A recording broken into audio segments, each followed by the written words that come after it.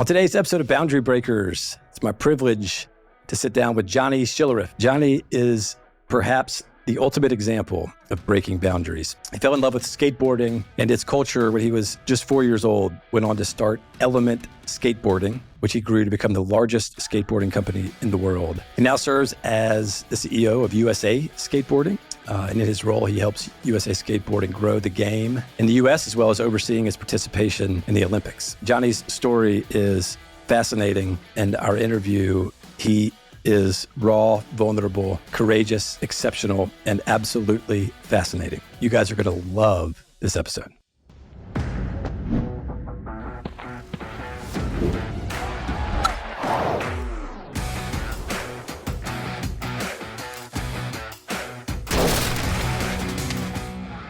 Boundary Breakers is brought to you by Carter & Clark. Can you give us a little bit about your background, where you came from and grew up and all that good stuff? Yeah. I started skateboarding at a super young age. My background is I come from I'm an Army brat, military father, Vietnam vet.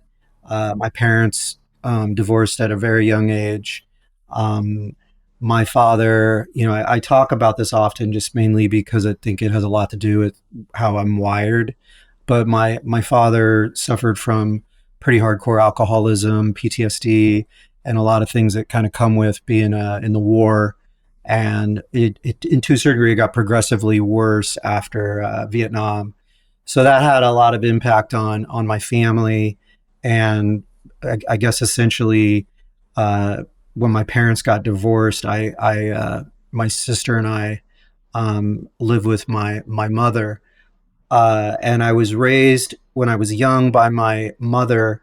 And then I was ultimately, unfortunately, which all this, by the way, has been sort of fixed with age and time and healing and forgiveness and all that. But it's important to talk about like where the drive, I think, kind of comes from. But with that, I was ultimately removed from my mom's home and separated from my sister, and was raised by my father for the sort of second half of my young life. And that, because he was no longer in the military and just had a lot of issues. And so I went really from like a lot of dysfunction and turbulent childhood. My mom was a teacher, so we didn't have a lot of money. And then obviously my father being, retired out of the military, that made things pretty difficult too. Like, I suppose from a financial standpoint, not to mention obviously all the disruption. I think he's married like 3 times, and I lived in the house between my mother and father, like rotating boyfriends, girlfriends in and out, and a lot of drugs addiction and just a lot of unfortunate circumstances, being separated from my sister at a pretty young age because she lived one place, I lived another. And why I bring all this up is that I started skateboarding when I was very young, 4 years old to be exact. And so with that, skateboarding became, because I moved around, I went to, this isn't totally accurate, something along these lines, but I think it's like 3 elementary schools, 4 junior highs, 3 or 4 high schools, all from either being stationed different areas from my father's military background, or also just up and lifting up out of one dysfunctional situation, like escaping a boyfriend or being on the run. I mean, there was so many things that were out of control. We actually at one point went into hiding because one of my mother's boyfriends was ultimately like just incredibly dangerous. So we had to like hide from him, and I was like living in someone's attic. I mean, I was homeless when I was a kid, living in the streets of New York because my father kicked me out of the house at a young age because he just wasn't right at the time. So with all that, why I bring it all up, and you can imagine the different types of people I was hanging out with through all that. And I was always the new kid, like because of all the stuff I said. I was never settled. Always a new kid in the high school. Always a new kid in the streets. Always a new kid at a skate park. New kid everywhere.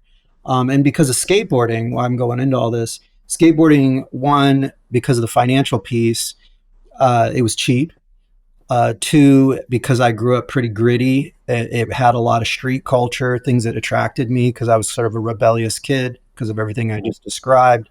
So there wasn't rules. You could wear and do what you wanted. The biggest piece of it was, especially then, no parental anything. Like, there's not every kid has a parent that's going to drive them back and forth to a football match and buy them uniforms and look at the practice times. And, that's a high maintenance situation, especially when you got these like helicopter parents and their Yeah. kids are like doing 20 different activities. And, to kids that grew up like I did, and there's plenty of those kids today, you have to be able to find things you can do on your own, that you can find your own sport, your own hobby, because your parents aren't going to spoon feed it to you. So Right. I was able to, skateboarding was that for me. And everywhere I went, there was a skate scene, a skate park, a skate kids, and skateboarding community was very diversified and welcoming and protective. And also, because of my artistic background, it provided a lot of creativity and self-expression. And honestly, like a lot, it's pretty aggro. So when you're a kid like I was, I don't think golf's going to sort you out. You need to be gnarly and get all that angst out inside of you. And there's not a lot of sports that or activities, I suppose. It's almost like one extreme. You need to be a poet or a musician and get deep in your head and sort of resolve issues.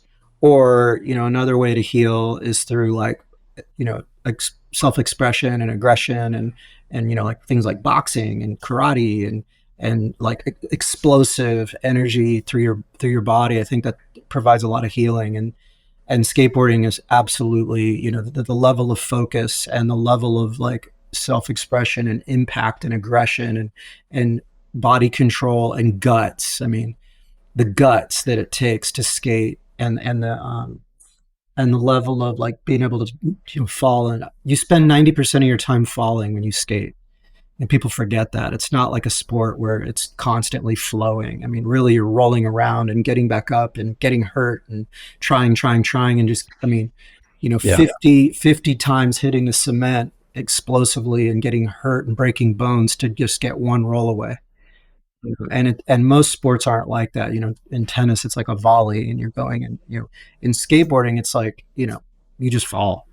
Just Right. That's why a lot of people will watch it, and it's sometimes not the most viewer friendly sport because they're like, why are they just falling all the time? And it's because that's all they're trying to do is land one trick. So back to my youth, that's what I grew up hard. And a lot of insecurities. I was very insecure, um, because of everything I had gone through and a lot of that rejection, and bullied often. I was bullied through all my school years because I was always the new kid, and being the new kid that's a skater and you're alternative and you look weird and also I had like an accent because I'd moved from Virginia and I'd have a Southern twang to New York, and then I had a New York accent and I lived in New York with a Southern twang and in Virginia with a New York, and and Right. you're a kid, and so the sort of popular people aren't going to be accepting of that, and especially when you're a skater. Back then, I was bullied like, I mean, I'll never forget being in my high school schoolyard, walking home from school, and all the lacrosse players were whipping the lacrosse balls at me, um, because it was like that jockey mentality back then. It wasn't like cool to be a Right. skater at all, and now it's cool, which is funny. The evolution. I experienced the evolution of it being punk rock, and all the football players and so many people hated us.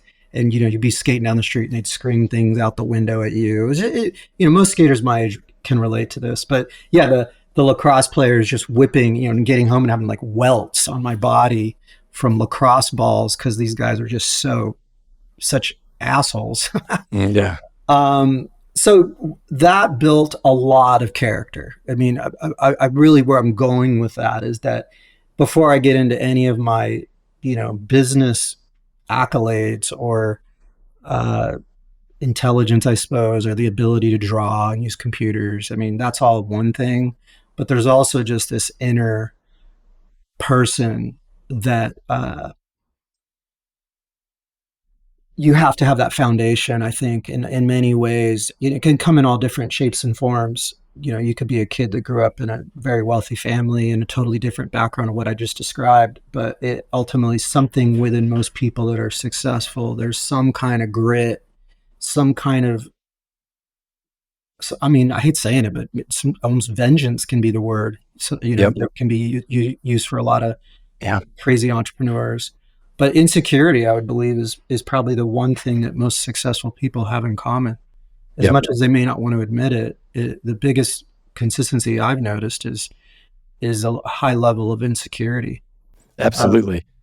I couldn't agree more. I think imposter syndrome is very widespread amongst highly successful folks, that they somehow believe that they don't know how they got there. They just were lucky that, who am I to have, this just kind of happened to me. But look, you made some really, really insightful points there. First, and thank you for being vulnerable and sharing those things. It's not easy.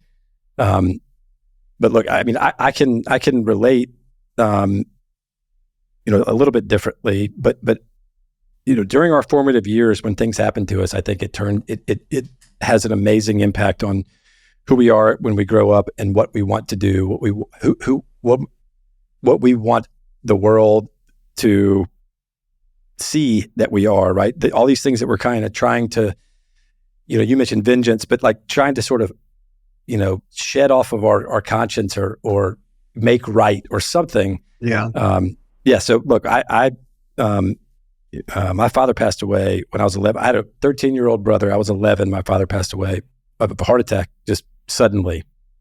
And, he was the breadwinner. So was my mom, my brother, and I. And yeah, I mean, that had that not happened, right? At the time when these things were happening, it's terrible and you're not in a good place, but, ended up shaping sort of who I am. So I can completely understand how going through what you went through as a youngster would, all of those experiences would combine to make you into the unique person that you are today. I was also interested to hear, I never really thought about the fact that the freedom that skateboarding provides in terms of the ability to not have, regimented practice times and locations, and the ability to do it when you can.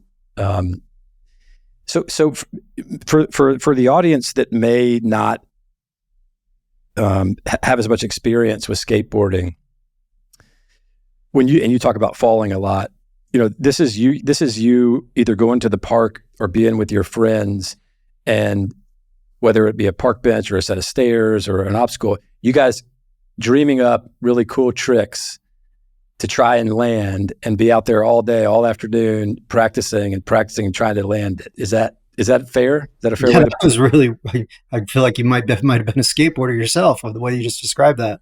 I spent my fair share of time on a board when I was younger. Yeah, I can actually tell when you just said that. I was like, that's pretty well said. Yeah, I mean, it especially when I grew up, and I think this still applies to a lot of locations. Not everybody has a skate park in their backyard, and especially like these giant bowls and cool things that we see.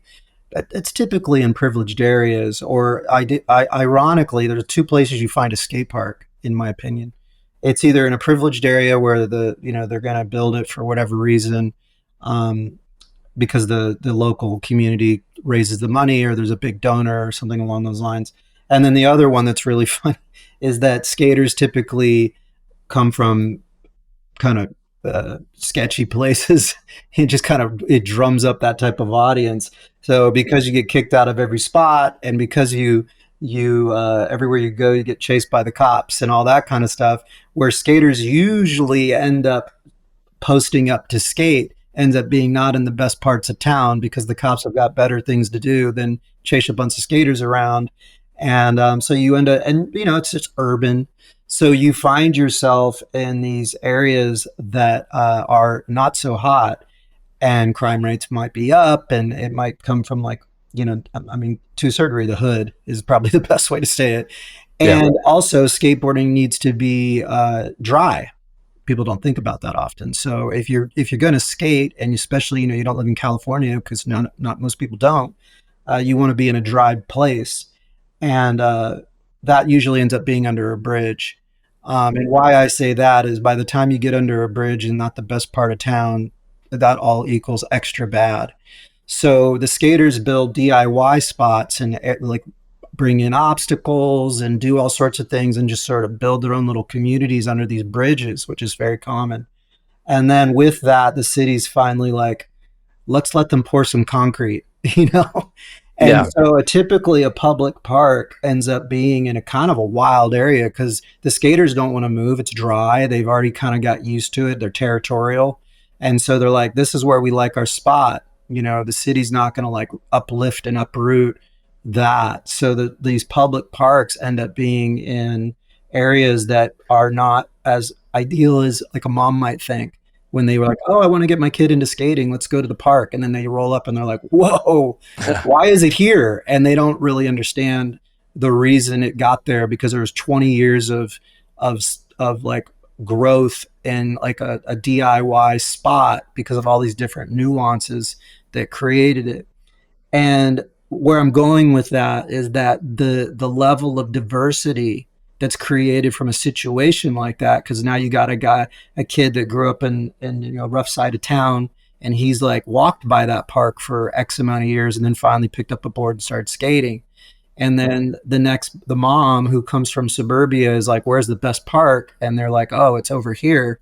So then, you know, Billy comes from like a privileged family, let's just say, and now he's rolling with Joey, who comes from this particular area. And then all of a sudden, and all everybody just loves skateboarding and they don't care about anything else but that. And it develops an incredibly diversified community along with like whether it's art or music. And then you all of a sudden you're like hip hop and punk rock and mainstream music. And it doesn't get really pinned in any particular genre because we're just a bunch of dirty rat skaters that love skateboarding, and we come from all these different cultures, and now you see it today. What that's moved itself in, and plus fashion, because you don't stick on a uniform. So all of a sudden you got a kid wearing baggy pants, skinny jeans. He looks like a Rasta or he looks like a punker, and then they're all hanging out together, borrowing from each other's styles and music. And all of a sudden he's like, "Hey, you should listen to this." And the guy's like, "I don't like country," and you're like, "Well, you'll like this country." And next thing you know, the kids listen to like Johnny Cash and Lil Wayne on his shuffle. So all that really builds this incredible character for these youngsters, and the parents, the adults are sort of lucky to be invited. It's sort of the other way around, where typically it's the adults are dragging their kids into this stuff, and in order to skate, you kind of got to want to skate. You know, your parents typically not introducing you to it. It's Right. more like, hey, mom, I'm going to skate, you know, or I'm a skater. You really shouldn't do that. There's not a lot of money, you know, it's just like, it's dangerous. You're going to get hurt. So yeah, already the kid that wants to skate's already pushing back on everything. Injury, you know, bad part of town, no hours, no fences, like, you know, Yeah. no. So I don't know if that, and then again, you know, you got the kid who's like, you got this, picking it up. And there's no well, there is now, and I can get into that with USA Skateboarding, but there Yeah. wasn't coaches. There wasn't, you know, if anything, you're like telling your parents to take a hike because you don't want to. The parents in organized sport, they're in a stadium cheering, and, you know, like, and even during practice, parents are there like, you need a water, like that. And skateboarding's like, no. Yeah. Yeah. I'm under the bridge. Yeah. Like I'm skating, Mom. I'm trying to be hard. Right. Right. Well, look, I am fascinated. That was, you painted an excellent picture, I think, and to help sort of folks that maybe aren't in skating to visualize what that is like, particularly as a kid. And look, I'm fascinated by a lot of things about skateboarding, but mostly that it isn't, in my eyes, it isn't a sport as you would describe football, tennis, baseball. It's a lifestyle, and it's a community, and it's a way of life, which is really interesting to me. And I'd love to talk a little bit about your thoughts on why. And I think you've mentioned a lot of the reasons over the last several minutes that have helped clarify for me how that has sort of built itself that way. But before we get there, I'm curious. So you've been fortunate to be in and around skateboarding your entire life. Did you know when you were young that you didn't care, you were going to do something skateboard related for the rest of your life? And if so, when did that kind of crystallize? That's a great question. Um, yeah, I think I did. I didn't really know till I was a little older what that all meant. So, if I were to go from like, we'll call it 4 years old, just doing it up until like high school, I just loved it. It was just more of like just something I loved doing, and I was just obsessed with it. And it kept me from going back to the dysfunction in my household. So, and the fact that there was no parental supervision, I'd skate till 2 in the morning on a school night, and I'd leave school early and go take the train or the bus downtown and skate all day and all night. So it kept me from going back to the dysfunction. I made a lot of great friends, and also, it also got me in a lot of rough situations. That's a whole other side of skateboarding. That one of the reasons I'm involved with it today is that it also breeds a lot of tragedy, because of the lack of supervision and because of the things I described earlier. That there's two paths there. There's like a community that supports one another, but if you get involved with the wrong community, you end up dying, and that's not uncommon in our space. Addiction, and because a lot of these kids come from these types of areas and things that, Right. if they don't shake them, they promote them. But yeah, I guess in high school I got good. And I always say, I never want to be braggadocious about my ability on a skateboard, but I got good. There's just no way around it. And when I got good, I realized, like, oh, not only do I love doing this, like I watch these videos and I'm seeing what's happening in the skate community through marketing, and I just realize, I could probably do something with this as a ideally a professional skateboarder, or get sponsored. And back then, being sponsored is like getting a free board and some stickers. There's no money involved. That's totally different today. So with that, I knew I wanted to be like a sponsored skateboarder. Um, and then, as I was a sponsored skater, and we'll probably touch on it, I also realized I was a level of like artistic ability that I had as a street artist, I suppose, and a designer, which is a whole other conversation of itself. But I knew I could implement that into my it's kind of like breakdancing, and there's so many things like that where you're putting art on your clothes, and you're just expressing yourself through fashion and music. Right. And that, in combining that with skateboarding, I was like, whoa, this is so cool. And but what happened, that was, I think, where I knew it was going to be a career, like, to answer your question, is that because I grew up on the East Coast in New York predominantly, um, skateboarding primarily then was like a California thing.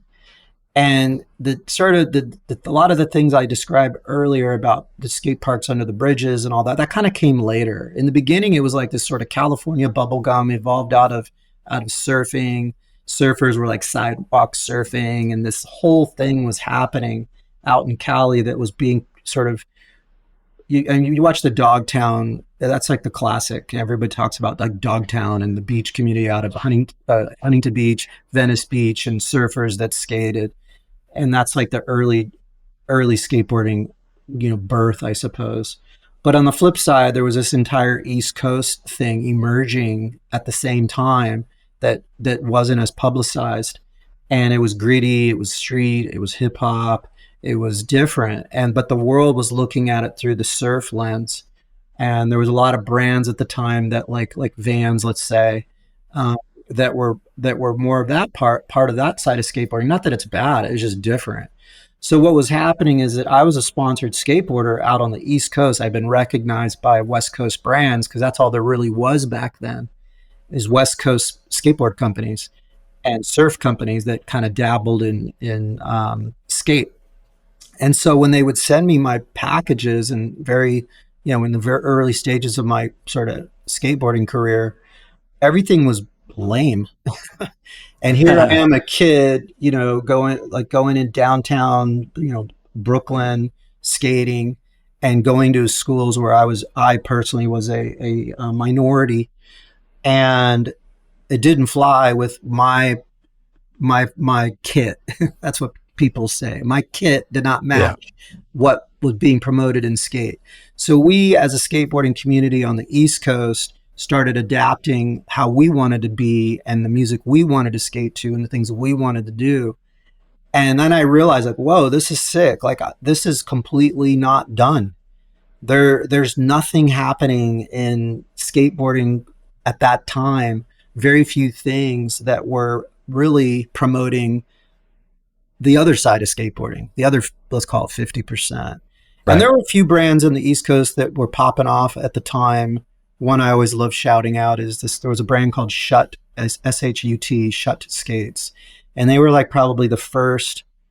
There was another one called Nimbus, Nimbus. And Shut and Nimbus were these two gritty East Coast hip-hoppy kind of dance hall reggae, kind of what we see today in street hip hop, street pop culture. These brands were like, way ahead of the time. I gravitated to that stuff, and then I wanted to do my own, I guess, adaptation of that on my stuff. So I was literally taking boards that I was getting from California, sanding them down to the wood because there was art on them that I didn't like, and I would sand it down to the wood, and I would do my own art on the boards. And then I would do paint pen, which is popular now, but we would take paint pens and draw on the grip tape and make them ours. And I was very much into graffiti at the time. And so we were doing that, doing our own DIY t-shirts and things of that nature. And then the West Coast brands started taking notice to that. And they'd be like, hey, can you do some art for us that's sort of like that? Or we would, it'd be funny because a kickflip's a popular trick, but like, normally a kickflip, you'd see I call it bubblegum, but like a bubblegum surfy graphic back then. And all of a sudden the New York kids doing a kickflip and you're seeing like graffiti, and the West Coast people were like, whoa, that's sick. Like what was that? Like it just, Gotcha. And so that's where like I started realizing this could be a career through art, through skateboard, and I just was like, I'm going to make this my job. I love this crap. Just incredible. And, then I suffered a big time injury, multiple injuries, but I was getting hurt and my body was just deteriorating quickly at a young age through injury. And when that happened, the long answer to your question is that I was like, I have to make this a career past being a participant. How do I do this where no matter what I am in my life, whether I'm an adult, a father, 50, 80, 30, how do I do this so the act of skateboarding doesn't hold me back from participating in the industry? And there wasn't a lot of that happening, but I saw it happening in the snowboard community. I started seeing it like it was happening in snowboarding, where Burton snowboards was starting to pop off, and then also in the surf community it was well established. And you were like, hold on a minute, like this is happening in snow with Burton, this is happening in surf with Quicksilver and Billabong. Like, why can't this happen in skate? Why can't there be an art director, and why can't there be a team captain? Or why we could get on planes and fly places and stay in actual hotels. Like they're all doing it. It's very similar. So let's turn this shit into an actual industry. And no one was really doing that on a high level. And I was like, let's just go. And I kind of started having big ideas, and I was really into the outdoors. And I was very inspired by North Face, actually. Out of all brands, it was just a crazy one. I loved North Face. And I would see that brand and be like, what's the skateboard version of North Face? Like, what's the skateboard version of Billabong? What's the skateboard version of Burton? Like, what's the skateboard version of Wilson? Like, why not? And, I fast forward 30 years. And, that was a very, I was having those type of thoughts when I was probably, 19. Wow. Yeah. So you let your passion take you, and then not only did you have the desire, but you also saw the opportunity. And look, something that you said, or the way that you described that, jumped out to me, made something apparent to me. And I hadn't thought about this before, and I want to get your thoughts on it. And I could be wrong, but it seems to me that skateboarding and maybe what people miss about it is, would you consider yourself a performer when you're, whether you're out in the streets or you're at the park or what have you? Yeah. Because what I'm trying to say, in other words, is it isn't just about the way that the feeling that you get when you land a cool trick, or that you like the way that it feels when you get to go down the sidewalk fast, but there's the clothes that you're wearing. You're mentioning the art on your board, right? So the whole thing is almost, it sounds like, sort of, you go out and you perform for the others that are there, and you communicate your style, and whether you have the sort of the teenage angst or the whatever that is, that you get a chance to be creative, not only in the tricks that you're doing, but the other parts that come with it, the way that your board looks, the clothes that you wear, the way that you talk. Is that? I don't know. First of all, is that Very true? Second of all, yeah, I think it's important to highlight, because I don't know that that's really apparent on its face from people that aren't involved in the community. Yeah, no, you hit it on the head. It is absolutely a performance and an art form, and I would almost say artist performer. And it's funny because people describe themselves in other genres as performance artists. Like, that's not uncommon. Right. You're completely accurate. It later turned into competitor. But in the early stages of skateboarding, there was competitions for sure, but it was artist performance for sure. And, even today when you do, skateboard video parts are still, thank goodness, a big thing.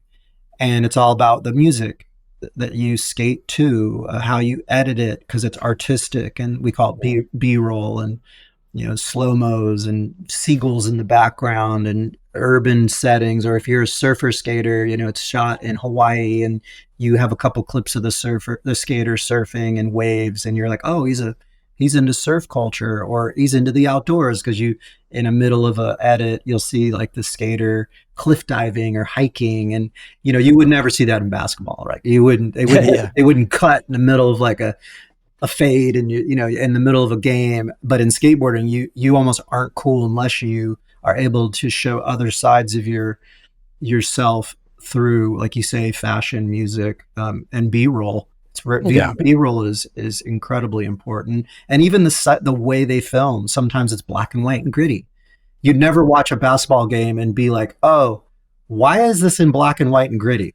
In skateboarding, you'd be like, oh, that's sick. They filmed it with like blown out colors and it's gritty, and they filmed with a vintage camera, and you almost get more kudos for like being more abstract. Right. So it is absolutely a performance. Yeah. Well, that's really cool. And I think that the reason I think that that's important to highlight is for kids that hear this, or for anybody that wants to, form their own thoughts or judgments about skateboarding. I think it's probably often done without really truly understanding what it is, where it isn't just, trying to figure out how to flip your skateboard over a curb.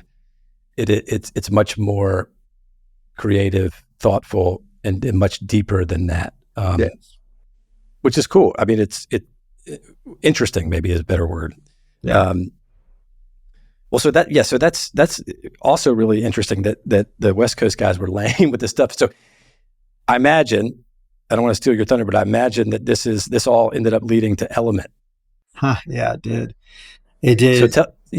So walk us through how that happened and how you got the gonads to go after it. Well, I mean, I'll try to, I'm a talker, so I'll try to, like, for the listeners out there, and I should mention, I love it. One of the, talk about imposter syndrome, is that I'm always thankful that someone like yourself, or the fact that there are people listening to me talk, is just like such a blessing, because, who would ever think that people are curious about, your own self, and what a compliment and what an honor that you're in a position in life where your words actually mean something, and no one could ever ask for a greater opportunity, especially if you're saying things that can help better the world. Yeah. So, I find it, actually it's a good segue, because I have always found it irritating when people have a platform and then they utilize that platform to actually bring things down and bring lower people's opportunities or drag down the world or be, I can definitely be negative and be a pain in the ass. But ultimately, what I saw with how the whole Element thing got going is that, the people around me were falling apart. My family was, you know, terrible. It was a terrible situation all overall. My friends were addicts, and the things I was seeing around me was bad. And even most of the skateboard companies that were out there, the vast majority, and even this applies to today, were, if you're a kid and you look at certain imagery over and over and over, and you listen to certain lyrics over and over and over, it impacts you. You're hanging around a certain type of people.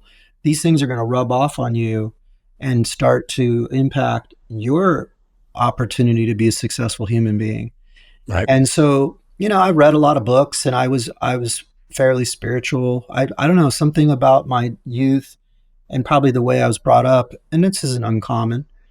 I found peace in nature.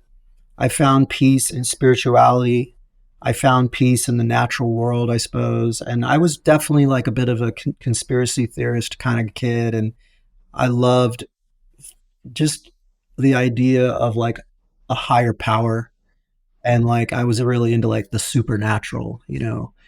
And because of that, I was very much obsessed with like, I guess nature was really, that's where I really found a lot of peace.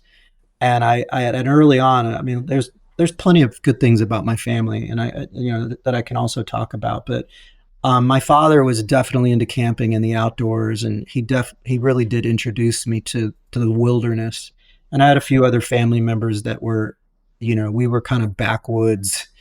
There was some backwoods stuff happening, and we were, yeah, I don't know, I don't want to be careful with my words, but we were definitely also from the sticks.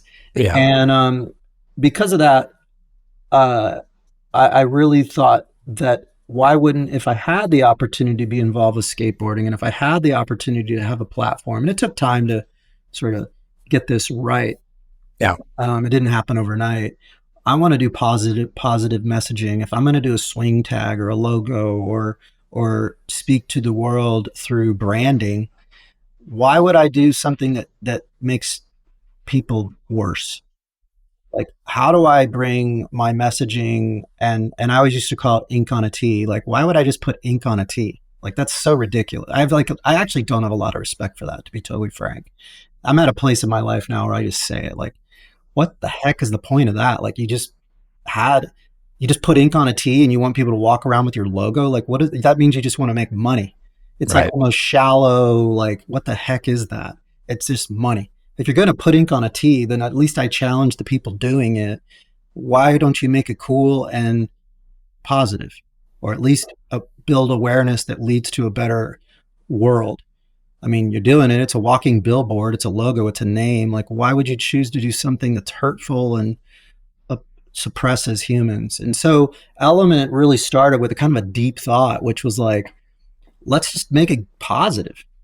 Like, let's just do it positive. Let's just be the antithesis of what's happening in skateboarding and snowboarding, with chugging beer and smoking weed and tearing up public, private property and hopping fences and running from the law. And parents are saying like, I don't want my kid to be involved with this. And, skateboard graphics are like, borderline X-rated. And there's publications out having interviews where kids are talking about things where you're like, why would this person say this? Like, it to a 14-year-old. Why aren't the brands holding themselves accountable? And you look at, like, let's say Nike back then, and even now, they would never like let that happen on their watch. Like, they'd be Right. one, canceled in today's culture, but two, it's unacceptable as a professional organization trying to run a business and you're speaking to 14-year-old kids. That wouldn't fly in the rest of the world. Why do we let that fly? And why would anyone be okay with that? It's just super bizarre to me. And so, even to this day, I challenge people because I'm like, dude, you have a lot of influence. You're a skateboard company, you're a snowboard company. Why would you show kids chugging beer and just being degenerates? Like, what the heck? Like, So That, Element was just like, let's do it right. And over, because it was also negative, I suppose, in most cases, not all, but a lot, that shops and parents and even kids, they wanted it too. Like it was just, there was a demand for like good. yeah, And even hardcore skaters are like, I can't hate on that. Like, that's dope. Like these, right. I don't necessarily, even skaters were like, I don't agree with my lifestyle. I'm not going to teach my little brother to be like me. I would rather have my little brother ride for Element. I've had people that own their own brands that have kids that skate, and they're like, I wouldn't let them ride for my own company. I want them to ride for your company because I wouldn't be afraid for them to hop in a van and go on tour because in my company, the person talking to me, they end up being like, on the road with drinking and all sorts of crazy shit. And they're like, but I know if they hop in the Element van, good things will happen. And that was like our sort of overall. I mean, Yeah, we had our days, but the overarching story of the brand was that. that's really interesting, Johnny. So, do you think what drove you, or what inspired you to do that? Was it because of your love and your passion for skateboarding, and you didn't want to see skateboarding sort of go down this negativity, this road of negativity, or be seen as a negative influence or negative sport or negative community? Or was it more just general or more macro than that? Generally speaking, like skateboarding aside, we don't need all of this sort of silliness and negativity in our community. Right. Um, what I just said a minute ago, it's evolved. So it's a lot easier for me to say it now at this stage of my life to like summarize how it all was kind of happening. At the time, it was, I was a lot more like in the weeds and Right. didn't have the ability to like maybe, Hard to see the forest. yeah, I couldn't articulate it during those times probably as well as I just did. Because then, and again, we weren't perfect. There was plenty of times that I could recall, or even stories I tell now that, as an organization and even organizations we were associated with, we weren't perfect. Um, but no, I think it started with me almost in my own little bubble of like, this is the life I want to live. This is like what I want to do with myself. And this is just who I am. So, look at most brands or artists, their crafts and their art businesses are just really extensions of who they are, authentic ones at least. And Gotcha. so because I was that person and or at least trying to be that person, I had chosen that I didn't want to party anymore. I didn't want to drink anymore. I didn't want to go to jail. I didn't want to die. And I think the biggest thing that I talked about early when we got on the call was fear. I had a massive fear of going back. Like, I mean, I even had a reputation of not wanting to go back. Like, when I left situations, I was like, I'm out. And like, I would not go back. Lost a lot of friends that way. And just a lot of things in my life maybe disappeared on top of it because I never had a fear of, exiting. And typically exiting because of, and maybe it's selfish, but like elevating myself.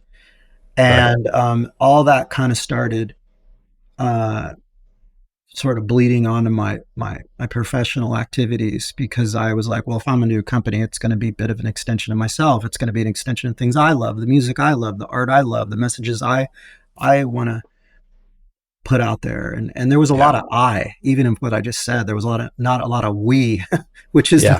not necessarily healthy, but it was fear of going back, fear of being broke, fear of letting my father, like everything he said that the world said about me that was going to happen, the fear of that manifesting. So me saying that's not going to happen. I will graduate from high school. I won't be a loser. I will have money. I will be married and stay married. I'm not going to, end up in a divorce. I'm going to be a great father.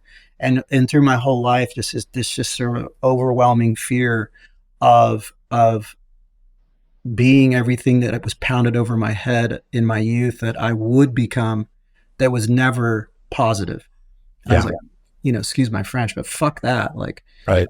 I'm not going to be that. Like, that's what they think I'm going to be. And even to this day, it's still a thing. Like, and it's still this thing like, oh, you can't do that. Oh, you'll be this or that, or that's going to fail. And you're just like, bro, Yeah. What more can I do? Like seriously, like what, this is my new attitude of like, are you serious?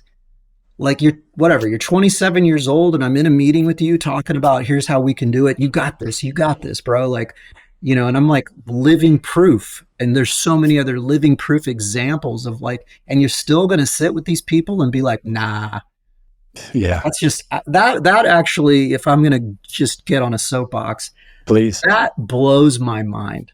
That is actually to this day one of the most mind-blowing things. And I look back and I say, okay, when I was 27 years old, I'm throwing out an age, in my early 30s, if I sat in a room and I had the opportunity to meet with certain people, I would absolutely be, and I know this for a fact, I would be absorbing, listening, making notes, right, not being controversial, especially if it's someone I respect. And what I find fascinating is that, and it doesn't happen all the time, but often, is I'm like in a room with other, because I'm not going to try to lift up myself, but I'll be in a room with other people of like high success. And you're just finding it just fascinating that younger people or other people are still not convinced or not have the ability to be like, I'm going to listen to that. Or how did you do that? But it's just this constant, like, still, I think that's why I think there continues to be more and more successful entrepreneurs, is that unfortunately there's all these people that are still ignorant enough to challenge us, to think you're wrong. And then you just I guess I got to keep proving them wrong. I guess that's my whole thing, is just proving to people who don't believe. It's like two facets, right? It's like believing in yourself and having hope always.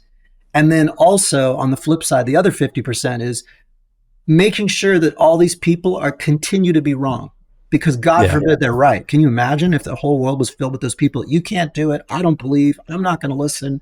And then the whole world just got absorbed by that. Like, oh my gosh. Yeah. So you got to have the other 50% that's just like, no. We're not. So yeah, to this day, I sit in meetings and things, and I'm just flabbergasted by that is a thing still. Well, I love that you're flabbergasted by that, and that you're clearly passionate about it, because that's exactly what that's what this podcast is it's highlighting, it's shining a light on the people like yourself who said, look, the world, everything, we'll just take you usually as a microcosm, everything in skateboarding, everything that anybody's doing is going negative. It's all dark. I'm playing you in this little skit here. I want there to be positive, because this is who I am. I want there to be positivity. I want there to be something different. This isn't the way to go. And I'm going to go do it. I'm going to go break the boundary myself and bring into fruition what I think and what I see this could be. Yeah. And it takes an enormous amount. Not only do you have to have an enormous amount of talent and foresight and knowledge and wisdom, I mean, all the skills that you need, it also takes a tremendous amount of nerve, tremendous amount of bravery and courage. Yeah. Because you're going against the mainstream. So you have to be courageous enough to think, I'm going to put out something different and go in a different direction, and other people will like it.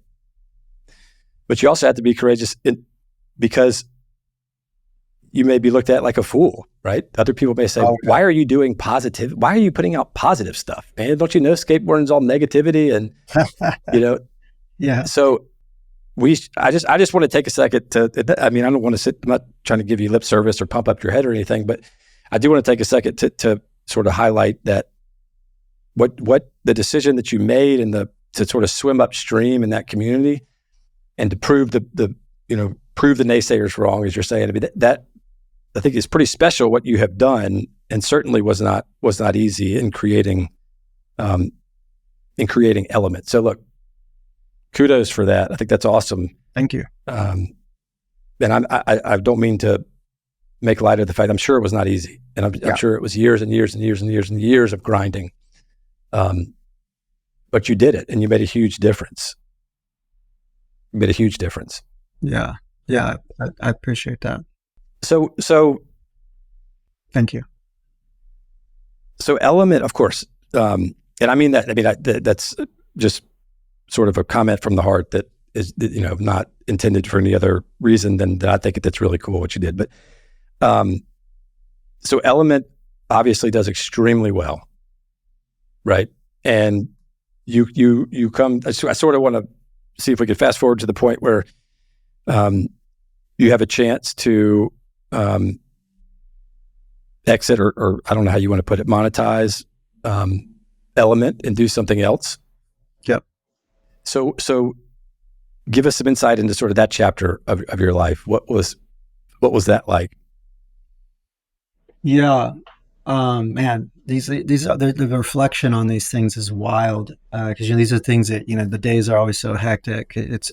Back to the power of focus, when you're able to focus on your story or your history and sort of almost like some self-therapy. Yeah, for sure. These things are wild. I think the big transition for me and what happened is that I don't know. I guess I'm not a fan of being stagnant, which is kind of crazy because I'm a creature of habit. I'm definitely got some OCD going on. So I like things, in a particular way. But then the flip side is that I to a certain degree, I like a level of chaos. I like a lot of change, always moving. I mean, you can tell by my background in my studio, like I'm tinkering and changing and rearranging like all the time.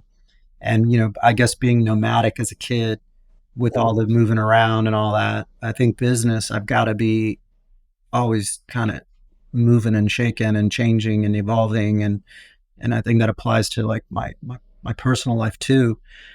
And, what I think the first thing is that cause I've noticed that when we were talking about certain questions and all that, the word that kind of popped out at me was the word scale.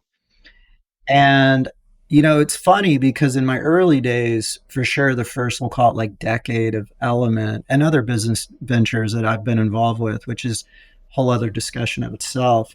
I will say this, that's interesting. When you get involved with an industry that's not evolved yet, one of the opportunities that kind of comes along if you're smart, I suppose. And by the way, I had incredible partners and people by my side.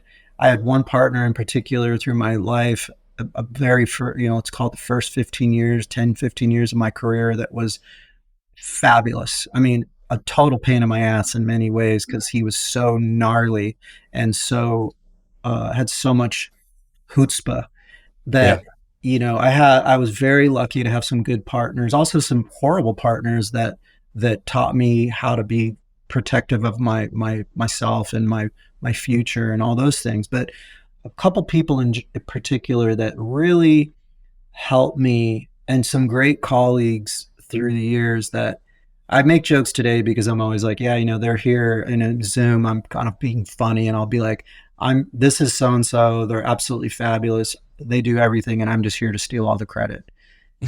I make that clear that it's like, no matter at this stage in your career, no matter how much you want to give other people credit, somehow I'll start getting the credit. And I'm like, no, it's not me. It's actually for real. It's this particular partner or this particular opportunity that I was able to capture, let's suppose, or curate.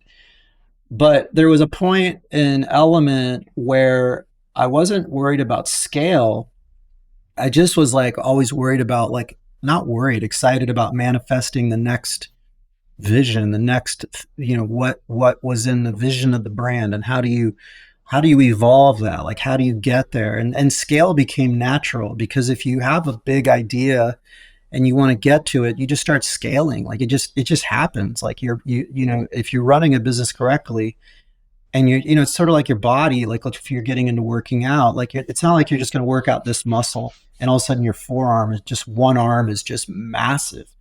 Like your whole body's gonna like evolve with the idea of like I want to bulk up or I want to get lean. And if you're running a business properly, some of your body, if you're not just gonna be like, oh, I'm just gonna ramp up this department, like that's not gonna happen. You're like, I'm gonna like grow or I'm gonna shrink or I'm gonna refine or I'm gonna, and so with the business, the scale just became part of my natural vision. Like I was like, okay, well, here's where we're gonna go.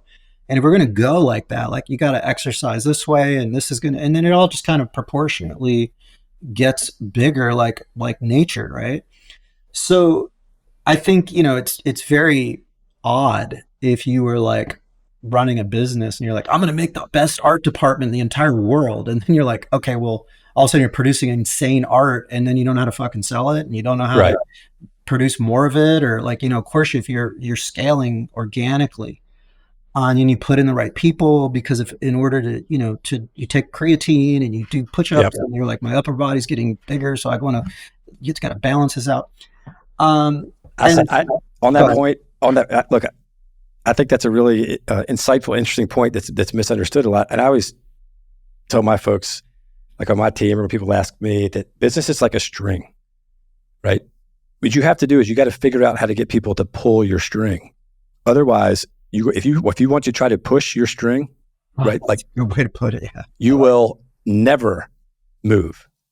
But if you figure out how to create, and that's in my analogy, that's the demand, right? Good You have a great idea and you have the right infrastructure, the string gets pulled and you grow and you grow and grow. But so many business owners just sit there all day long and just want to try to push the string. And that's a great way to put it. That's absolutely true. So with Element, what happened and the other businesses I was involved with, where I was very fortunate, is that I really was looking at like, because it wasn't really about pulling chips off the table. It was more so about like, how do I grow this thing with the right partners, and what do I do to achieve the vision? And for me, in the beginning, because I really was, one thing about Element that people forget is that, in its heyday, we're probably like 90% apparel.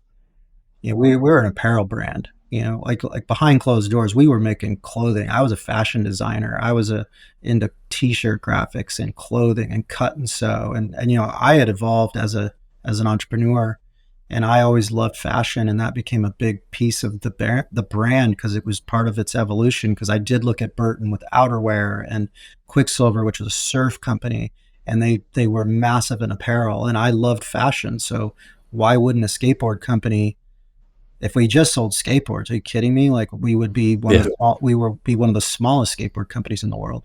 But one of the reasons we became the biggest skateboard company in the world is because we became a fashion skate brand also. And that's like a whole other conversation, because you got to sharpen your tools way past knowing what's up with skate. You got to know like streetwear, fashion, clothing, manufacturing. And so I started finding partners to help me grow as an apparel brand, I suppose. And with that, I had an opportunity to basically, it ultimately led to selling my business and staying on as like a primary shareholder and a CEO and president of the company for a long period of time with capital to back it up. We actually bolted on to a company that was publicly traded. So Element for many years was a publicly traded organization, and we were in the public space, and which there's a lot of things that come along with that are gnarly. But what also came along with it was the ability to grow and put money where most people probably couldn't. So, because I thought big, when we were able to start, like a retail store, I wasn't scratching pennies together towards we're talking 15 years in now, but right. I was able to open up a store correctly or hire the right staff to do the right things and surround myself with good people, along with, because we were a public company, talking to a board of directors that was also would understand my strengths and weaknesses and help bring in an interview and bring people to surround myself with people too, which by the way, surround me with sharks and things that taught me quite a few lessons too, of being part of a publicly traded organization. So good and bad, but it gave me the opportunity to exit certain pieces. And ultimately, I think, to answer your question, what happened that was wild, and I always want to give my wife and my children a ton of credit, because this was a bumpy ride. This was like, the amount of work and blood, sweat, and tears and hours and sacrifice. I made a joke recently because my wife and I still haven't gone on our honeymoon. We literally have not gone on our honeymoon. Holy cow. We've literally never taken a vacation. I have actually never taken a vacation. And people think that's like, I mean, I'm being dead serious. I've been away for like 4 days, but Yeah. when people talk about 7 days in the Caribbean or 2 weeks in the Caribbean and like turn their phones off and stuff, I've literally never done that my entire life. And I'm not like, I don't think it's cool. I don't frown upon people that do it. I think it's actually really great for people to recharge and do things the way they want to do it. But for me personally, that's not my thing. Yeah. And so with that, my wife and children were immersed into my skateboard culture, fashion, everything that I was doing and traveling through business. And we've had incredible life experiences. And we have been away for 2 weeks on a business trip. Have we lived in London while I'm at a store every day with a flipping paintbrush, opening up a store in, Piccadilly Circle and Times Square, and live in New York while we're building out an awesome store as a family? Heck yeah. But were we going to work every day and my son working the cash wrap and my wife building a clothing line? By the way, she started the Element girls clothing line, which at one point got bigger than the men's clothing line. Wow. My wife did that. Wow. And so what was going on is, where I'm going with this whole thing is that I was starting to see my son as a gnarly skater. He still is. He's deep into skateboarding culture, and he's very good. And when my own child and my wife and my daughter were immersed in skate, there was a lot of things that I started seeing like walls. And even within my own company, because you get so big, I mean, here's the thing that I think can be a mistake. I've seen a lot of companies do this.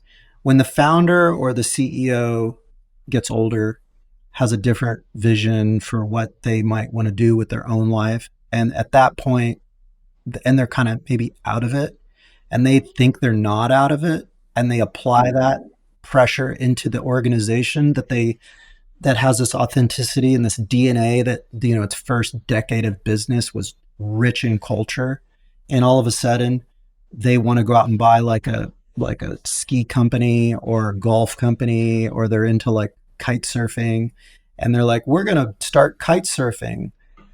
And you like go in and hijack your own business. You worked your ass off and now you're like 50 and just not connected.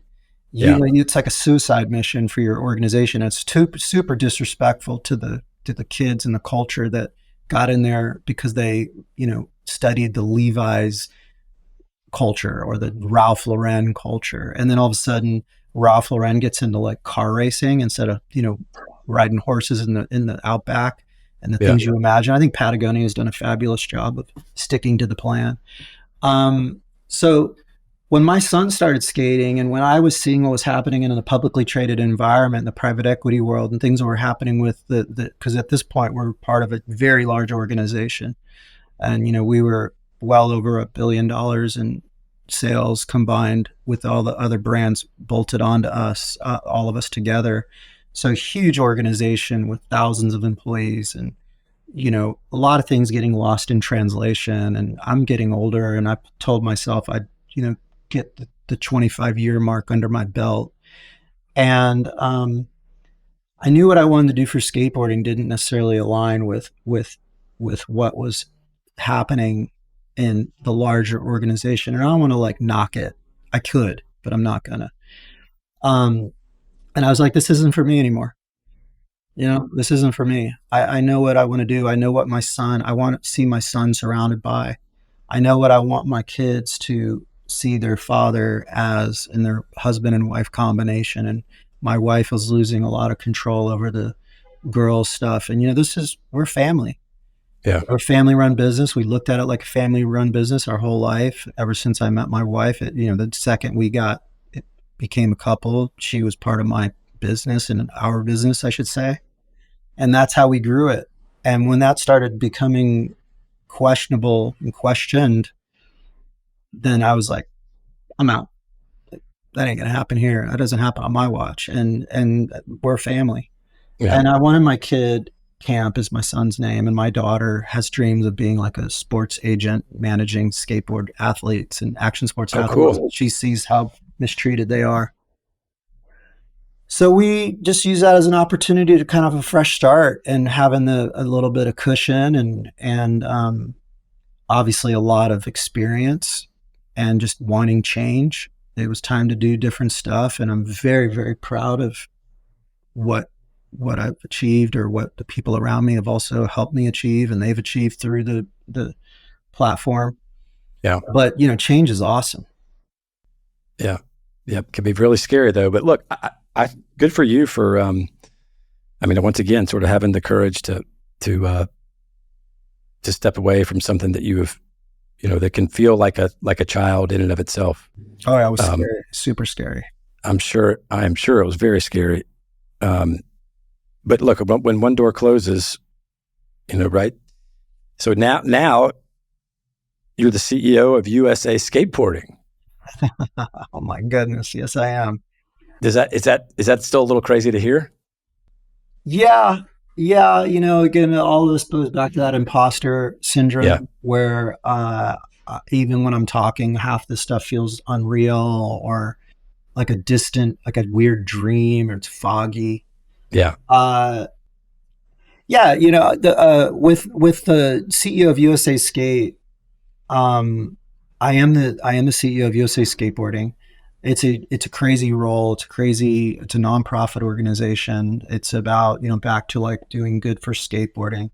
I think what people get confused is that when we talk about that, maybe I should kind of back it up a bit. What happened please. A few years ago in Tokyo, skateboarding prior to that had been given the opportunity to be a sport in the Olympics. And so at the time, it became like a big deal and very questionable in the skateboarding community. It's not as simple as people want to make it sound. Like skateboarding in the Olympics can be very controversial, whether it be uniforms or organized sports. How do you judge it? It's subjective or not, or it's like we talked earlier. It's performance. It's art. It's not right. Competition. So skateboarding, for better or for worse, depending on who you talk to, it got into the Olympics. And of course, I think it's for better. Otherwise, I would be CEO of USA Skateboarding. But there was a piece of that was wild. So I had nothing to do with any of that back then. And but it was the COVID Olympics is what I kind of call it, where even though it was in the Olympics and it's a wonderful thing, it was also an Olympic Games that was not necessarily the best opportunity it could have been. Yeah. And the role of USA Skateboarding and even like USA Gymnastics and all these different sports that are in the Olympic Games and even sports that are not in the Olympic Games, like the NFL is a good example. The real goal of a lot of these larger organizations that I think got lost in translation is that it's to grow participation in the sport. It's not the Olympics. The Olympics is to grow participation in the sports. That's the Olympic movement. It's the world coming together with not a lot of barriers and trying to put aside the issues we may all have or things happening to come together and participate in a sport, bring people together, and to grow these sports and bring visibility on them for generations to come. And it isn't just about medals and podium and these things that get, I think, lost in translation with the Olympic Games. So after Tokyo, and I had like transitioned out of my leadership role at Element, I suppose. And then I was also doing a thing called the Heart Supply, another brand, and a few other things that I mess around with. It was clear that the industry needed to kind of recalibrate with what it meant to be in the Olympic Games and what it meant to grow skateboarding in our country.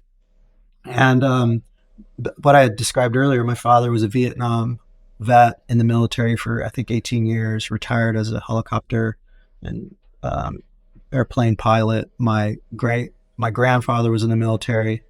I lost my other grandfather in the war. And then, like I said, the drugs and addiction and PTSD and all these things and that happened. And this will make sense in a second. And then because of the way I was raised, I'm a patriotic person. I love our country. I love what we stand for. Um, I I definitely do the Pledge of Allegiance and stand up for the national anthem and take my hat off, even this hat that I wear constantly. And I have a lot of respect for the service and these type of things. And so when I knew, and like I said earlier, my dad was like not a huge fan of skateboarding, and in many ways, skateboarding is sort of like very anti a lot of things. And so when the opportunity came along to be the CEO of USA Skateboarding, I was like, holy crap, this is crazy. I have the opportunity to combine. My dad tried to get me to join the military to have like officers, like recruitment officers come by the house because, obviously my skateboard business ventures were suspect to the family and a lot of people in the community when I was young. So well, what do you do when you're a kid that's lost, and your dad's in the military? They're like, join the military. So my dad was always trying to get me to join the military. And I never did it. And a little side of me now, I'm always like, I wonder what would happen if I would have joined the Army. That probably would have been pretty cool. And I think it's a great opportunity for kids and people that are trying to figure things out. Joining the forces is a great situation, I believe. I believe that. I couldn't agree more. Yeah, it's incredible. And to learn how to fly airplanes and do all sorts of stuff you can do through the military and then on top of that, serve our country. And I believe that in so many different ways. So when I was like, hold on a minute, I can like represent our country, help move skateboarding forward, increase participation, do it for the United States of America. Like, what the heck? And like my dad up in heaven is like looking down on this situation and like, talk about. So cool. Yeah, it's really neat. So that became like how I like sort of entered into the role. And then, and the people in the industry and a lot of people, because of my background, were like, if someone can pull this off and help the situation, it's probably you. And I had at the time, the time to do it. And I guess still have I use the word chutzpah, but the drive and the passion. Yeah. So now I'm doing that. And it's very layered, because like I said, it's not all about the Olympics and it's not all about the upcoming Paris Games. It's a big part of it, but it's about, the kids and creating pipelines and competitions and safe places to do it and bringing some, without diluting the culture and what's the best way to like grow skateboarding, but not do it in the same way, maybe gymnastics or volleyball, other things that are in the Olympic Games. It's like, how do we do it with our own identity and what would it look like? And it takes a very special, it's a dance. It's a very delicate dance. And so I'm doing that now. I'm about a year and a half into that role. It's been incredibly challenging and interesting. I think one thing I would say, and I know I'm rambling, but this is wild. This is talk about imposter syndrome. I've had the opportunity to do startup grassroots, like, rubbing pennies together, like with a startup brand with like, just about as gnarly as it can get, screening t-shirts in my house and breathing fumes and cutting out skateboards with jigsaws and sleeping and living in the same place you working all-nighters for a decade, let's say. And then another decade of like private equity, or more than another 15 years, let's call it, private equity, publicly traded, working with like giant, board of directors and answering to the man, and then selling companies and taking them from public to private, and all these things you would never imagine in a skateboard life. And just this highly corporate environment, board of directors and investors and all this crazy stuff and manufacturers. And then now I've had a chance to work with the government. So like, I never thought that would happen. So I understand the government structure and the grants and the funding and what the Olympics really is and how it's really funded and why people really get involved. And, all the way from the corruption to the good stuff and the bad stuff. And the same thing with being public and private and all this. So I've really managed to, like, without really planning this, have this like resume, I suppose, where I'm like, holy crap, this is Yeah. crazy. I'm sitting in, meetings with the IOC and the USOPC and, the government trying to get grants and funding and then like talking about like, how our government supports our athletes versus what they can do, could do, should do. And then how Wow. it's done in Russia or Tokyo or France, like how do they do it versus how do we do it? And, so Wow. there's this high level of like, and that's another reason I didn't want to not do it when the opportunity came along. And I was like, dude, this is like the ability to learn all this and just continue down this crazy adventure is just, and then, with the heart supply, and again, I'm not bragging. It's just more of like, who would have ever thought? But Yeah. we have a heart supply in the big box mass market world. So we sell to Target and, things that Element and my core street side would have never even dreamed of doing or thought of that it was possible. But again, back to these opportunities, like as a businessman and as a person that wants to experience life, like if I have an opportunity to like bring skateboarding to the masses through Target and big box retailers and do things differently and see that side of the world. I mean, people can say all they want about certain situations, but unless you've experienced it firsthand, like you don't Yeah. know. Like experiences, it trumps everything. Yeah. So as Yeah. money, I worked in the private company or public company sector, and the amount of consultants they bring in that don't know shit, Yeah. and they're making a fortune, and you're like, hold on a minute, have you ever actually worked at a company? I mean, literally, Right. like, have you ever worked in a warehouse? Like for real, like you ever packed a box? Have you ever like mailed a box to an athlete and then had the athlete call you and tell you what was in the box didn't, like let's say you work Right. for Nike and you got Michael Jordan wears a size 12 and they accidentally sent him a size 8. Have you ever been on Yeah. the receiving end of that phone call? Have you ever developed a shoe? So the ability to like experience these things and in real time and then be able to apply it to your life and your marriage and your other colleagues and then that goes back to my being flabbergasted by you're sitting there like no I've actually worked with Target, like no like I know why this is happening, like I know why Right. I'm doing it and I know what happens when you do it, so you can bag on it or love it or consult about it all you want, but at the end of the day, Yeah. I had a meeting with them. Right. Your opinion about this does not trump your experience that you've actually tested the waters. Well, look, you're very humble when talking about all this stuff. But look, I mean, I'm sure you've heard this before, but these experiences, these opportunities, and the success that they generate don't just sort of open to, by happenstance to random people. I mean, it's a product and a result of all of the intellect, the hard work. Everything's got to come together, as you know. And so, you I think you do have a healthy dose of imposter syndrome. I mean that, and I mean that in the kindest possible way. Yeah. Because these things didn't happen to you. You created these opportunities, and it's really interesting and fun to hear about them. And look, I just got two more questions because you've been so kind to give me all of this time. Oh yeah, no problem.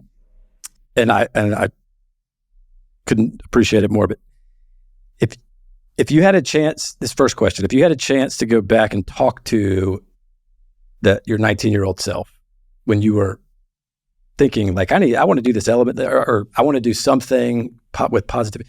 If you had a chance to go back and talk to your 19-year-old self, knowing what you know now and all the things that you've seen, and you had 30 seconds before they were going to yank you away, what would you tell your 19-year-old self? Gosh, I can't believe that I've never thought about that. That's crazy that I have not thought of. I mean, I've even heard that question asked to other people and I've never even applied it to my own self. I think the first thing, a misconception that I personally hear all the time is like, find balance and, spend time with your family and work out. And, I hear that often, like on social media and Instagram or whatever it might be. Yeah. If you don't want to win, that's fine. If I would actually say, hey, you know what? It's going to be a bitch. Like, this is going to be gnarly. Buckle up, buddy. Like, it ain't going to get any better. I think there was a side of me that was always like, oh, I mean, I still do this now. In 3 weeks, it'll be better.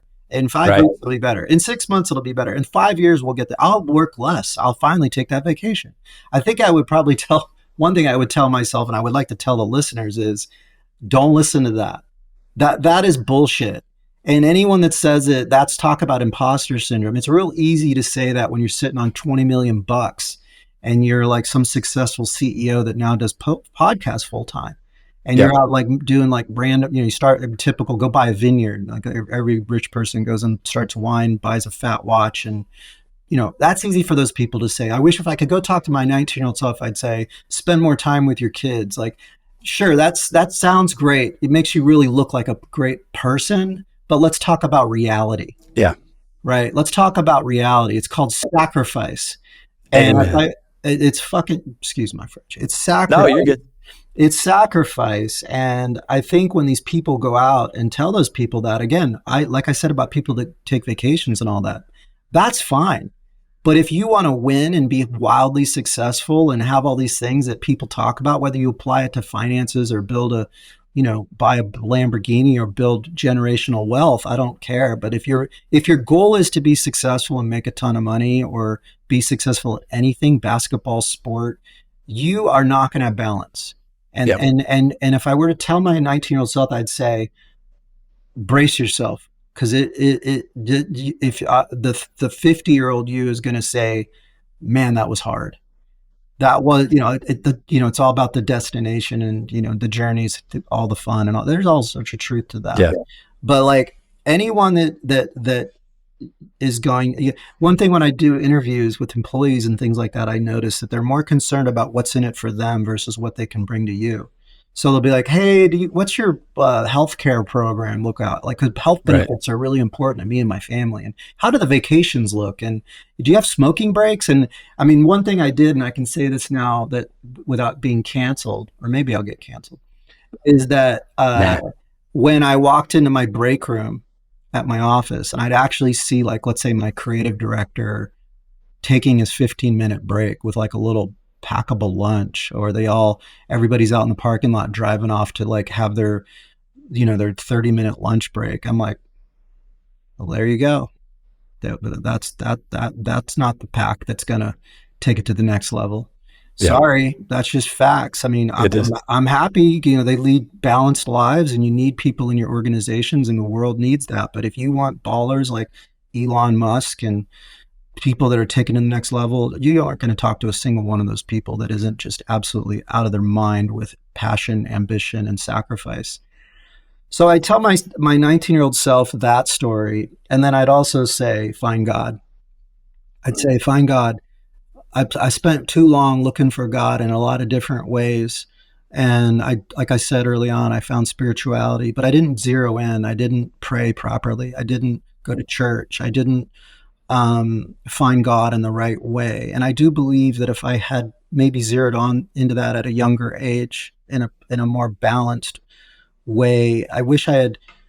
I mean, I'm glad. I don't regret my journey to find God properly, but I do wish I had known, or maybe people around me had pushed me further and harder to find that early on in a more a refined way, because I do think that spirituality, because that's not about, it's different than what I just described with all-nighters and things like that. That's different.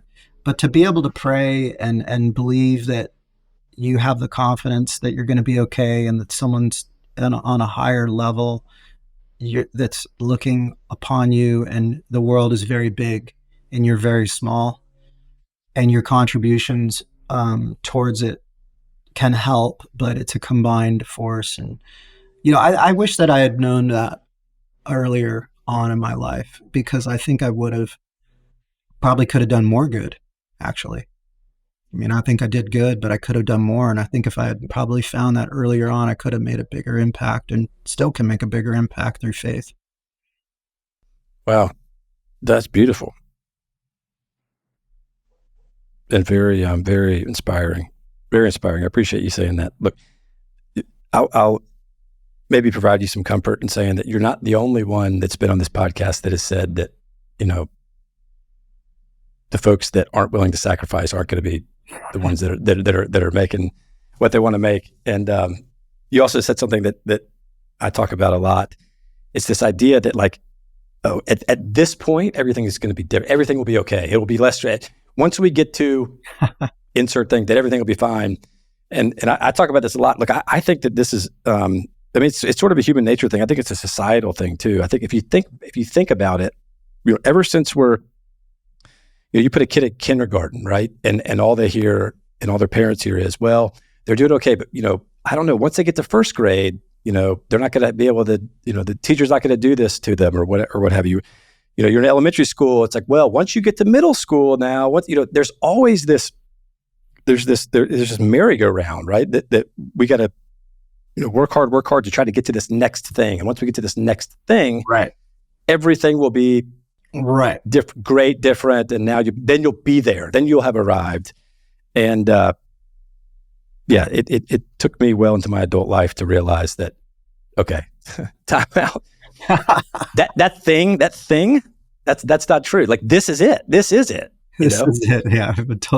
It's so true. It is, it's funny when you think about that. And I do still set goals, and I'm definitely goal oriented and things like that. But it's I remember when when I was younger, I'd be like, if I make $50,000 a year, I'll be set. Exactly. And then you make the 50, and you're like, when I make 100, I'm gonna be great, and then I'm gonna stop.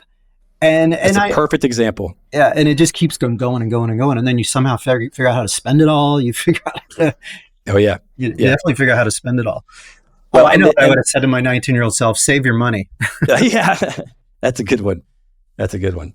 Not only do you spend it all, but you start to realize after you get fooled enough times that like all the promises of whatever emotion that you thought you were going to feel when that happened, somehow they never come true. It's like, well, but anyway, I certainly don't want to get negative or anything.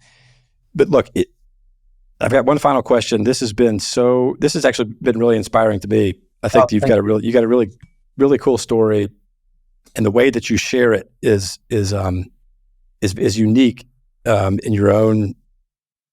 You tell the story like a performing artist. That's really difficult for me. I don't know how to verbalize what I'm trying to say, but look, I'm fortunate that I get to hear, stories from highly successful people, and I'm always fascinated with the way that they string their story together, how it comes out of their mouth, how they describe it, and you've got a knack for doing that really well. So thank you. I appreciate it. All right, this is definitely an off the wall question, but I ask every guest this because it could be insightful. So, God forbid this ever happened, but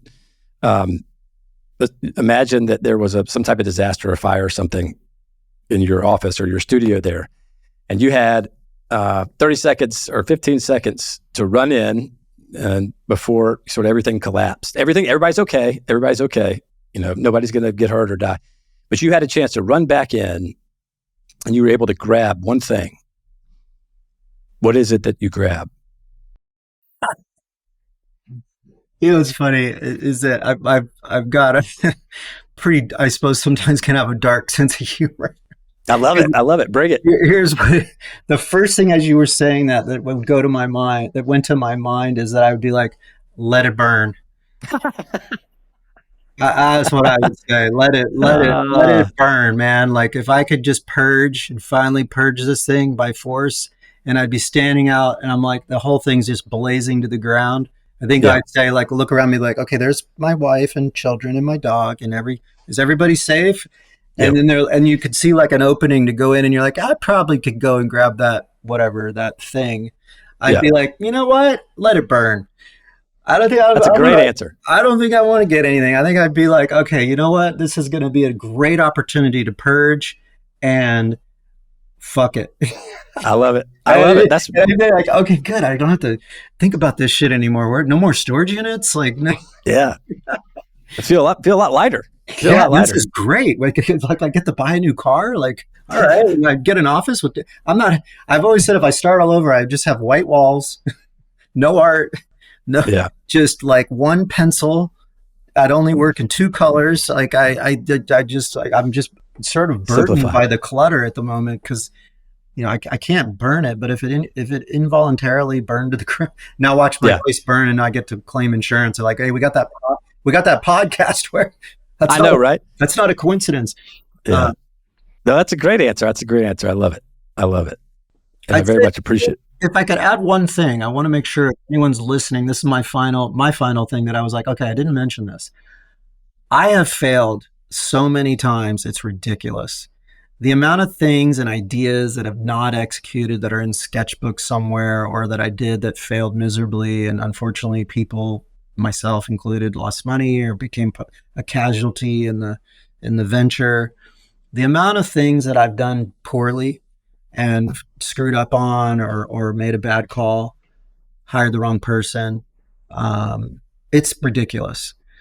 And I don't know, like I don't like it. It sucks, and I always don't want it to be the case. And I wish that wasn't the reality. And whether it's people, I know this for a fact. You're like, because I'm older now, and I'm like, oh, that person had a bad experience with me or the business that we tried to do, and that just didn't work. That's unfortunate.